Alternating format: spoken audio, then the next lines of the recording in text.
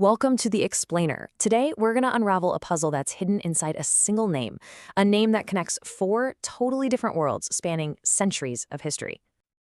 Okay, so let's dive right in. On the face of it, these four figures have, well, nothing in common. You've got a revered Hindu deity, a powerful 18th century emperor, a media mogul who literally shaped modern pop culture, and a tech visionary who's building new countries on the internet.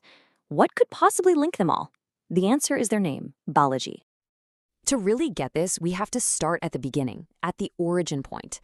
We need to go back to the very first Balaji, and a story all about divine power and incredible devotion.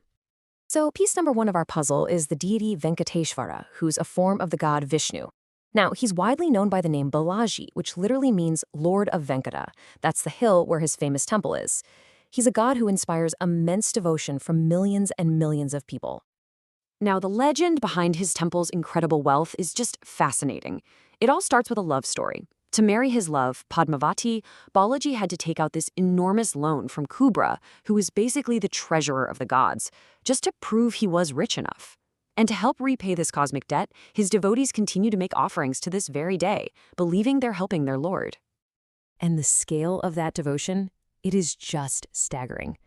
Get this, in 2019 alone, the temple raised over 11 crore rupees. That's about $1.5 million US, just from auctioning off human hair that was donated by devotees.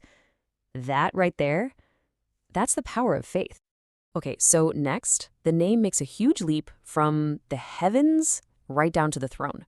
We're moving from a god on a hill to the ruler of a vast empire. So how did a name tied to divine power become a symbol of politics and war? Well, here's the second piece of our puzzle. Balaji Bajirao.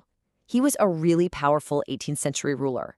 He was the Peshwa, which is like the prime minister, who was the effective commander of the huge Maratha Empire. And yep, just like the deity, his name was Balaji.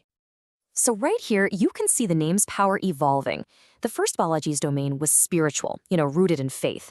But the second Balaji's domain, that was physical and political. It stretched all across the Indian subcontinent and was backed by massive armies. The name wasn't just about divinity anymore. Now it was about earthly dominion. Balaji Bajirao became Peshwa when he was just 19 years old.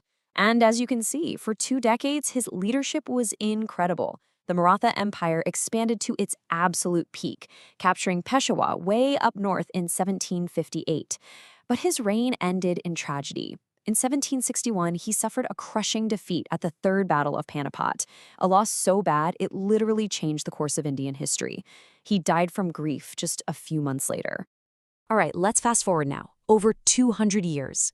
The age of emperors is gone, but that drive to build empires, that's still here.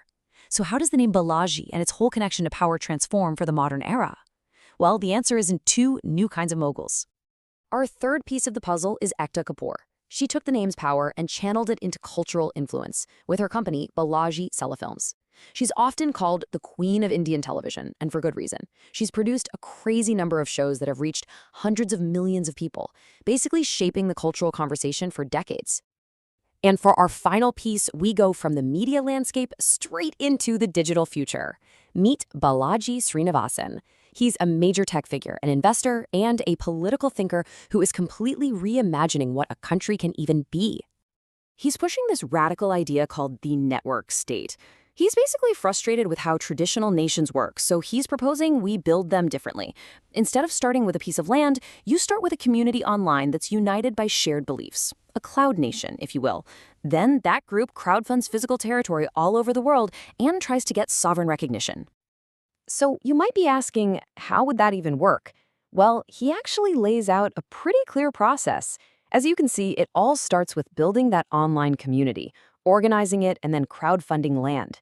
The endgame is to get diplomatic recognition from existing countries. It's like a blueprint for building a country the same way you'd build a tech startup. So you see, both of our modern Balajis are empire builders, no doubt about it. But their domains couldn't be more different. Ekta Kapoor builds empires of stories. She influences culture through mass media. Balaji Srinivasan wants to build empires of code and community, influencing governance through technology and networks. So there we have it, a god, an emperor, a producer, and a futurist. Let's finally connect all these dots and see what the journey of this one name really shows us. This table really puts it all together, doesn't it? Over centuries, the kind of power that's associated with the name Balaji has just kept evolving. It started with the divine power of faith. Then it shifted to the political power of empire, which then transformed into the cultural power of mass media.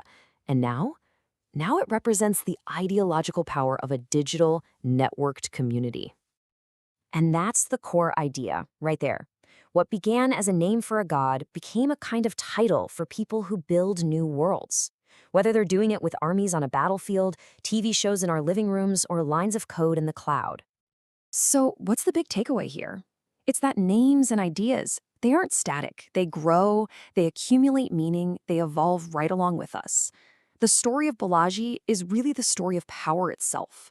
And that leaves us with one final question to think about.